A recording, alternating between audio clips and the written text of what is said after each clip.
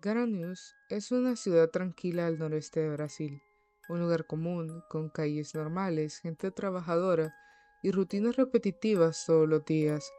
Durante años, nadie sospechó en medio de esa normalidad se escondía uno de los casos más perturbadores de la historia del país.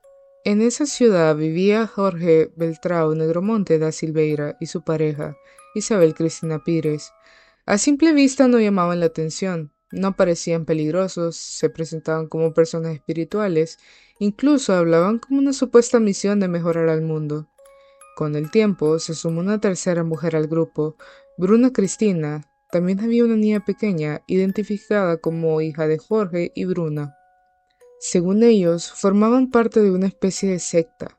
Creían que el mundo estaba corrompido y que solo eliminando a ciertas personas podían restaurar ese equilibrio. A esas personas las llamaban impuras. Ellos elegían sus víctimas con cuidado. Mujeres jóvenes, muchas veces en situación vulnerable, sin apoyo familiar o atravesando dificultades económicas.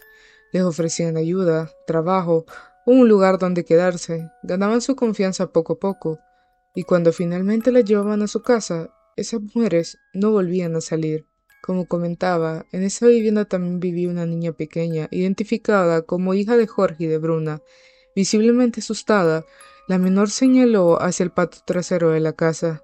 Ese gesto sería clave. Allí, enterrados en el jardín, se encontraban los cuerpos de dos mujeres asesinadas por el trío. Una de estas mujeres era Giseli, de 31 años. Fue atraída hasta la casa de Isabel, una mujer de apariencia mayor que la aparentaba, quien se le acercó con la excusa de ayudarla a conocer más sobre la palabra de Dios.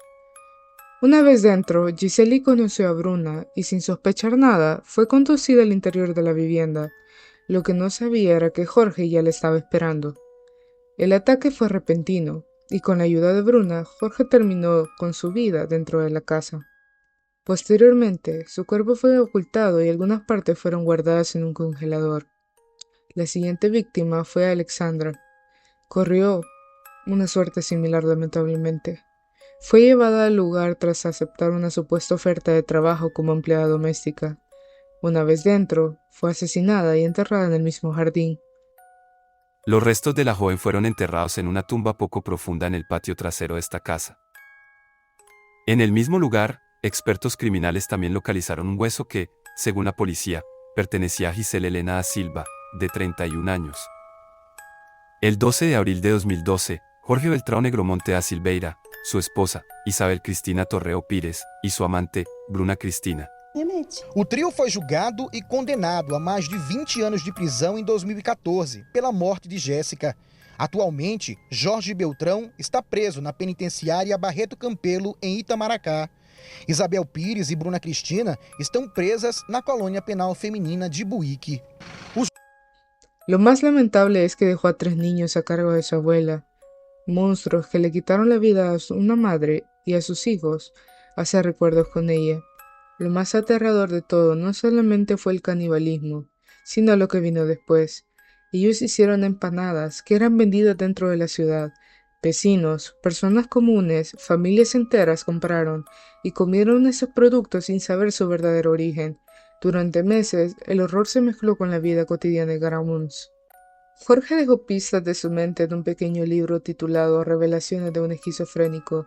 En sus palabras, relataba diálogos con su reflejo, visiones constantes y una lucha interna que, según él, arrastraba desde la infancia. Y decía ver amigos imaginarios, fantasmas y figuras que nadie más percibía. Creció conviviendo con esas presencias sin que en su entorno notara algo fuera de lo común.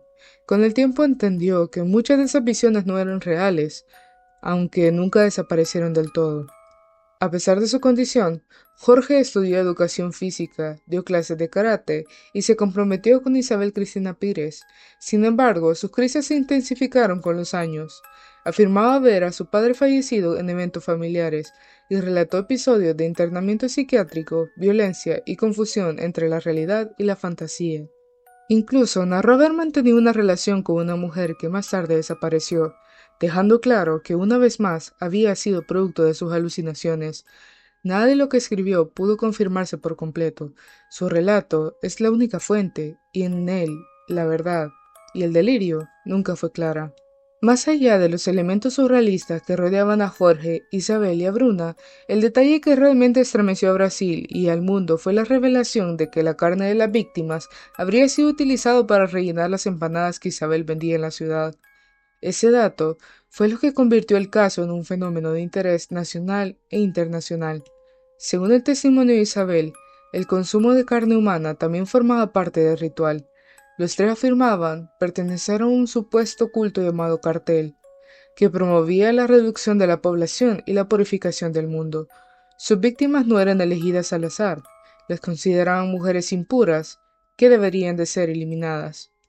Antes de los crímenes, Isabel ya vendía empanadas y otros alimentos para mantener la casa, especialmente en los periodos en los que Jorge atravesaba profundas crisis.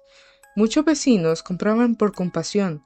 Algunos incluso afirmaron que lo hacían para poder costear sus medicamentos. Un habitante de Garamuns declaró que Isabel decía que las empanadas eran light y de pollo, y que nunca notó nada extraño, más allá de que estaban muy saladas. El impacto fue tan grande que el miedo se extendió por toda la ciudad. Las ventas de empanadas cayeron drásticamente, incluso en vendedores inocentes. Nadie podía estar seguro de lo que estaba comiendo. Aunque los tres confesaron inicialmente que la carne fue vendida, luego se retractaron varias veces. Isabel llegó a decir que inventó esa versión por miedo a ser agredida y para ser internada. Sin embargo, todos admitieron haber consumido carne humana y, según declaraciones, incluso haberla dado a un menor que vivía con ellos.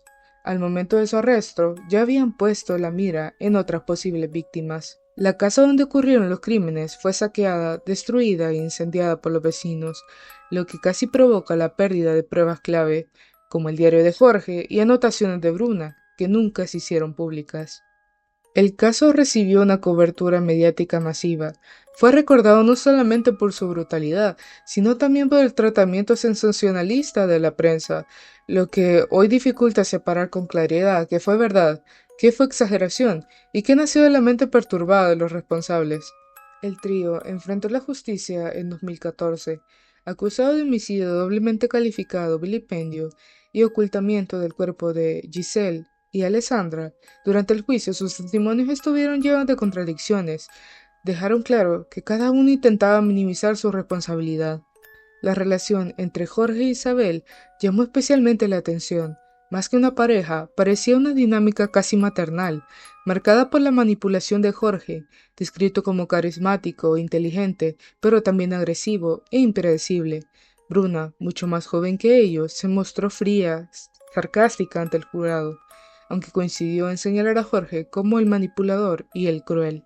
Bruna negó haber participado directamente en los asesinatos, asegurando que el consumo de la carne formaba parte del ritual y que la menor que vivía con ellos no fue obligada a hacerlo. La defensa de Jorge intentó alegar enfermedad mental para evitar una condena común, pero los peritajes médicos no encontraron indicios suficientes.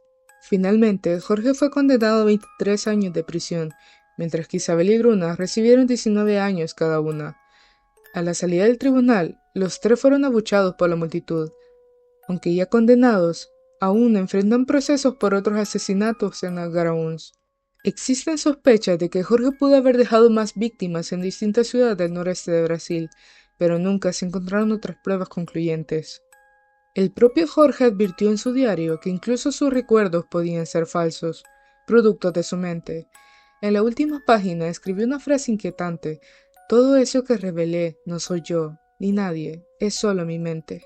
Este caso no solamente aterra por lo que concluyó, sino por lo que representa, porque demuestra que el horror no siempre se presenta como un monstruo evidente, a veces se esconde detrás de personas comunes, en lugares comunes, viviendo entre todos sin levantar sospechas. Y hasta aquí llega este caso. Si esta historia te dejó pensando, dale like y suscríbete para no perderte lo que viene.